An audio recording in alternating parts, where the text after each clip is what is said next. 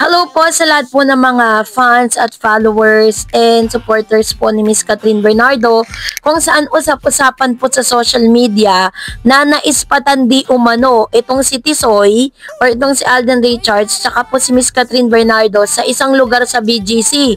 Ano nga ba ang ginagawa nila sa oras ng gabi? Totoo nga ba ang mga kumakalat na balitang ito? Yan ay pag-uusapan natin maya-maya lang. But before that, if you haven't subscribed yet to my YouTube channel, please don't forget to like, share, and subscribe at hit mo na rin ang notification bell for more showbiz updates. Bago tayo of course magpatuloy sa ating updates for today's video, ay nais ko pong pasalamatan kayo for always watching and trusting this channel. Thank you so much sa inyong laging panonood at palagi ang pagsubaybay sa mga updates po natin. Maraming salamat po. So ngayong araw ay eto na no, dahil nagse-celebrate po ngayon itong si Mama Min. Ipinagdiriwang ni Mama Min Bernardo ang isang malaking tagumpay ng kanyang anak na si Miss Catherine Bernardo, ang pagkakaroon niya ng sarili niyang wax figure sa Madame Tussauds Hong Kong. Ayon sa ulat na nakuha na si Catherine ang sukat noong August pa para sa figure at nakatakdang ito'y unveil sa 2026. Si Catherine mismo ang nagsabing ito'y isang meaningful milestone sa kanyang buhay at karera. So, August pa lang pala is talagang nasabihan na itong si Miss Catherine. So, ngayon lang palang nilo-launch pero next year pa po ilalabas, no? Sabi niya, para sa akin, ang napakagandang pagkakataong ito, hindi lamang para kay Catherine, kundi pati na rin sa industriya ng showbiz sa Pilipinas. So, ang pagkakaroon o pagkilala sa sipag at talento niya, ang pagkakaroon kasi ng wax figure sa Madame Tussauds ay marka ng international na pagkilala, hindi lang bilang artista o lokal sa entablado, kundi bilang isang Pilipinang may impluwensya at global na appeal.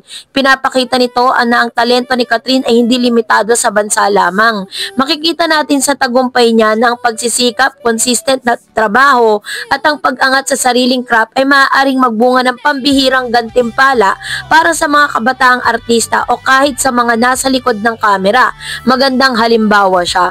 Importansya ng brand at karerang pang-international. Sa panahon ngayon, mahalaga ang pagkakaroon ng global presence. Ang figure ni Catherine ay hindi lamang sa simbolo ng kanyang pagiging isang artista, kundi ng brand na Catherine Bernardo at ang kakayahan ng mga Pilipino na makapantay sa international na pagtingin. Gayunpaman, magandang paalala ito na sa kabila ng glamour at mga parangal, mahalaga pa rin ang mabuting pagtrato sa sarili at sa iba, integridad sa trabaho at pagbibigay halaga sa mga mahalagang bahagi ng propesyon. Ang figure ay tanda ng tagumpay, ngunit ang patuloy na paghahatid ng magagandang trabaho ang tunay na sukatan. Sa kabuuan, saludo tayo kay Catherine Bernardo sa milestone na ito. Napakalaki ng simbolo nito para sa personal niyang paglalakbay, para sa mga Pilipinong artista at para sa industriya ng aliwan sa bansa. Sana'y magsilbi itong panimulang puntahan ng mas marami pang oportunidad para sa kanya at sa iba pang talento. Narapat ang selebrasyon, ngunit mas nararapat ang pagpapanatili ng kalidad at pag-unlad. So, dahil po dito, talagang malaking karangalan po ito para po sa mga Pilipino. Kasi ilang Pilipino nang po ba ang nabigyan ng wax figure, no? At isa si Miss Catherine Bernardo sa mga talaga namang highlights po ngayon taong 2026. Sa kabila ng mga bagay at pangyayaring ito, marami pa rin po ang mga kumukuda, no? Lalo-lalo na yung mga basher si Catherine. Wala po tayong magagawa kasi si Catherine po ay hindi naman po niya binayaran yan para siya po ang piliin. Hindi naman po siya parang nagbayad or parang nangurakot, no? Para po siya ang piliin dito po sa nasabing parangal na ito. Siguro po let's be happy for Catherine dahil hindi lang naman siya ang binibigyan ng parangal dito, maging ang mga Pilipino, maging ang mga supporters, bashers, at kung sino mang Pilipino na nire-represent ng isang Catherine Bernardo.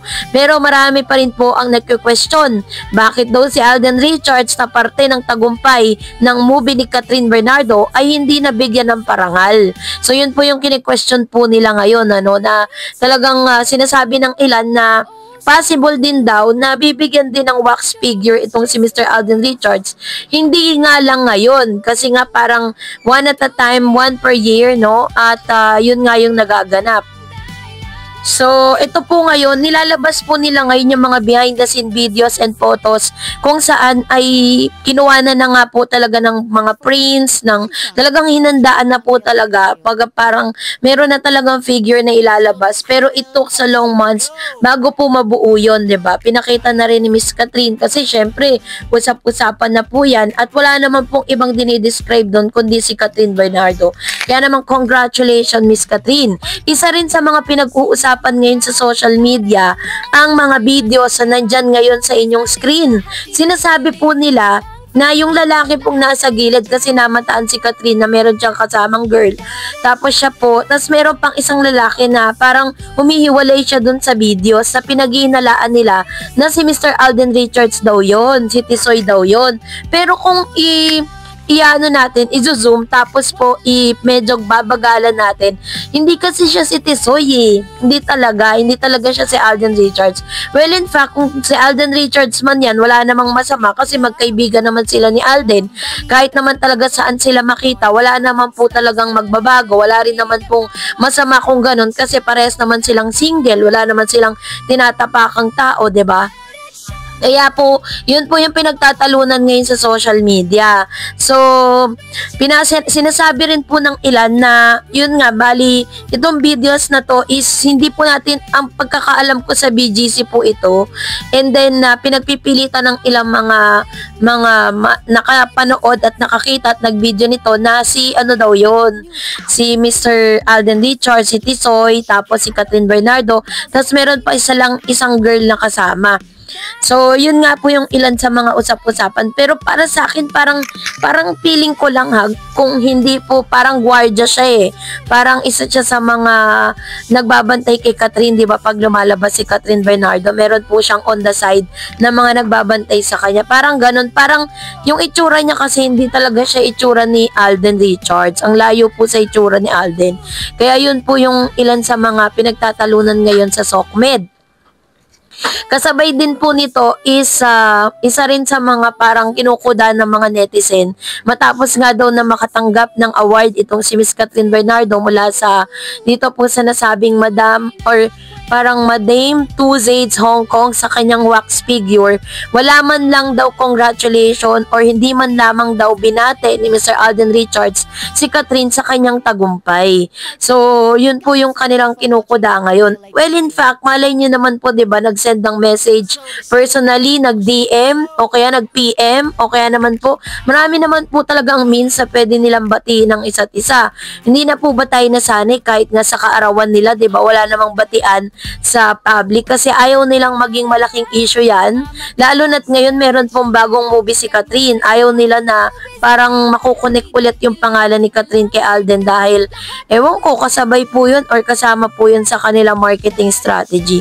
So anyways, congratulations Miss Catherine Bernardo for your success. And that's it for today. For more videos and updates, please don't forget to like and subscribe, and please don't forget to follow my Facebook page, Dareds TV and Dareds channel. God bless everyone!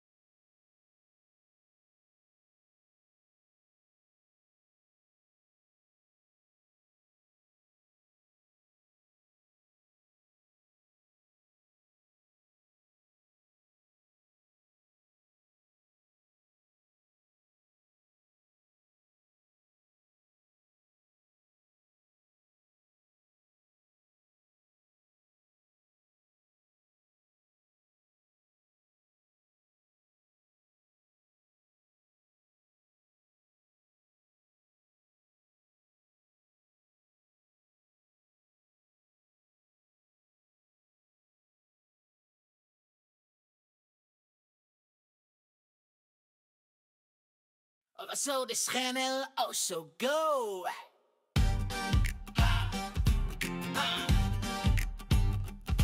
Woo!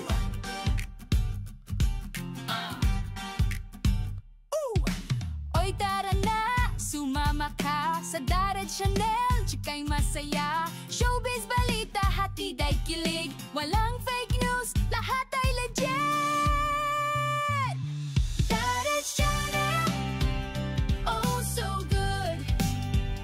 Showbiz chismis, feel the groove. Tunay na kwento, walang daya. Bawal fake news, dito sa Saya. Kumapit na, makijam, balitang bago, laging on cam. Star-studded, kilig at tawa. Sa Dared Channel, walang kaba. Dared Channel, oh so good. Showbiz chismis, feel the groove. Tunay na kwento, walang daya. Bawal fake news, dito sa Saya. Hey, fake news out, truth in the house. Legit ang chika, no need to browse. Kung balita ang hanap mo, dito ka na. Dared Channel, siguradong saya. Dared Channel, oh so good, oh so good. Showbiz chismis, feel the groove. Tunay na kwento, walang daya. Bawal fake news, dito sa Saya. Dared Channel, oh so good. Showbiz chismis, feel the groove. Tunay na kwento, walang daya. Bawal fake news, dito sa Saya. Thanks for watching Gansang is for watching Bang Bilay Kaseo.